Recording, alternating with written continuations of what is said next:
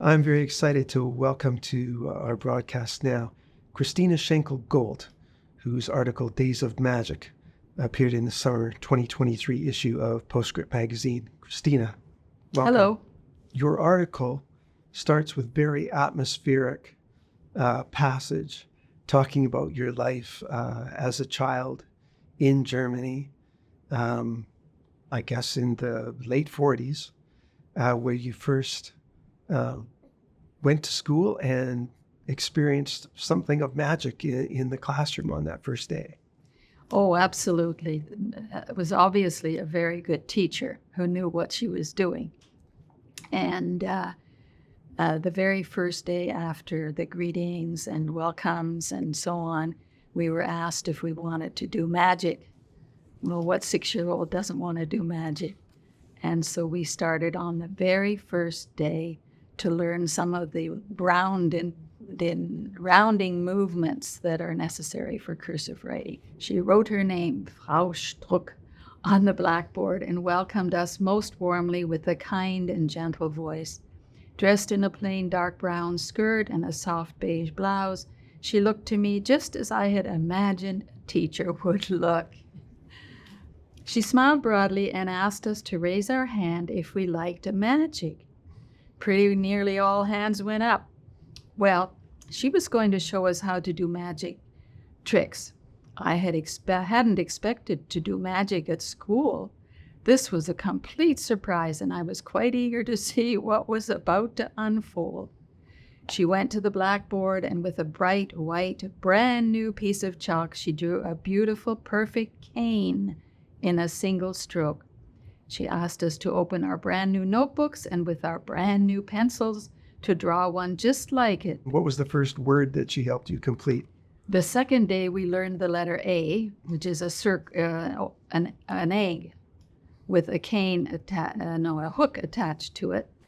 And when we had dutifully and in good time done our A's, she put them together. M-A-M-A. Which spells mama. Your dad plays prominently in this story, not least of which because he was an excellent archivist.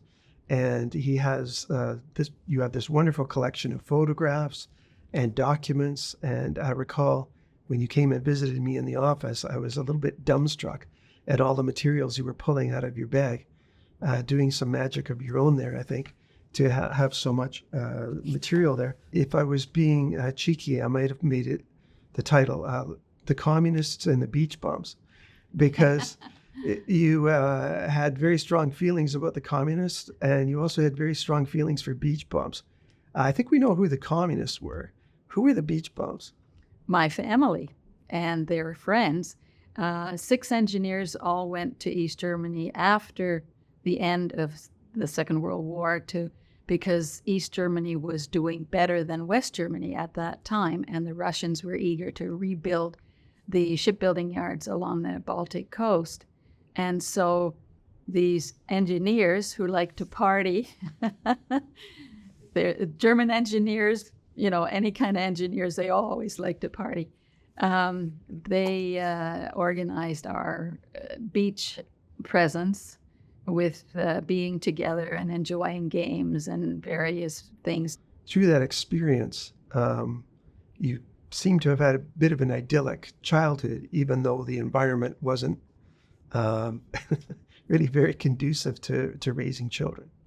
Absolutely. I mean, I was between the age of 5 and 9, which is the flower of childhood, when you learn things and have experiences that you do remember. And it was just a glorious time for being a child.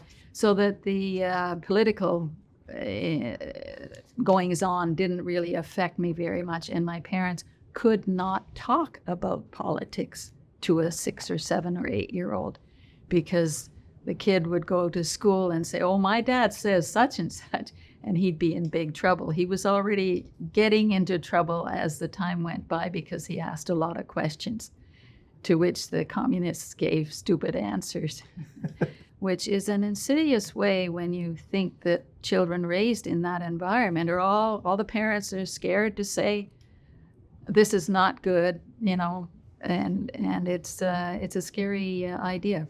Because that poster you brought home wasn't a poster printed somewhere else. That was a poster you made. Yes, and you want to please the teacher. You want to get a good good mark, and here I was designing campaign posters for the Communist Party.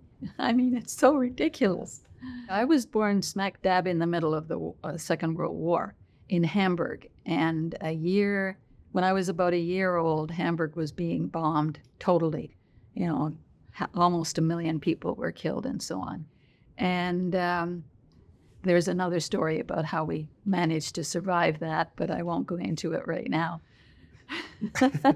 Well, you're teasing us with more details there. Yeah, it's a fluke that I'm still alive. One of the touching parts of this story was a particular poem that he wrote to you when you were 1 year old. And I'm wondering if you could, we just have a couple segments of it here. I'm wondering if you could read it for us, first in the German and then in the English translation. Oh my goodness, all right. Wir sind nicht allzu zimperlich mit dir verfahren. Du warst 9 Wochen erst. We have not treated you all too delicately. You were only 9 weeks old when we took you to the Dars. And surely in your early years you will experience more than many people in their life's journey. Yes. On the Dars at the Baltic Sea, in the forest of blueberries, in the lovely little house on the rain-soaked beach, in a tent, and at Fischer's you have grown, with tender care from your mother's loving hand. Mutter liebevolle Hand. I remember that blueberry forest. The mosquitoes were awful. I remember that very vividly, and I was about 2. We left the house as it was. The beds unmade, our remaining possessions abandoned. It was barely dawn as we climbed on the train. After a few hours, we got off and started walking into the countryside for what seemed like hours and hours. He told her that the border guards patrolled the forest with guard dogs. His recommendation was for us to hide in the hedgerows surrounding the open no man's land field, right beside the guarded highway once it was pitch dark. We should then run across this field, staying very close to the border guard tower, and run right behind the beam of the circulating searchlight. At the end of the open no man's land field, we would find another hedgerow, and just past it, a small ditch. Once we were over the ditch, we would be in West Germany. At this point, the seriousness of our situation dawned on my 9-year-old brain. I asked Moody what would happen if we were caught. She had been displaying a master performance of calm and serene confidence for weeks, and she continued her calm act to say very casually that nothing much would happen. We would probably just be sent back to Warnemünde. Much, much later, I learned about some of the things that were done to those who dared try to escape and were caught during the era before the Berlin Wall was built in 1961. If they were not shot, the children would often be sent to orphanages and the parents sent to prison or forced labor. When I think about it now, I get really scared. But at the time, because my mother was so calm about it, I don't remember being really scared. Then the Communications Committee gets together and talks about which articles we really want to draw attention to as emblematic of what PostScript magazine is all about. Mm-hmm. And so we have something called the PostScript Excellence Awards. And Christina Schenkel-Goldt, I'm delighted to tell you that you are the recipient of this year's PostScript Excellence Award for Best Article. My goodness, I don't know what to say. And here's a certificate in honor of your achievement. Oh, wow. This is a total shock, and I don't know what to say, but thank you very, very, very much. I had no idea this was going to be happening by being upset about no cursive writing. Well, we're very delighted to present this to you. Very proud of doing this work with you. Thank you very much. My goodness gracious, this is really overwhelming. Thank you.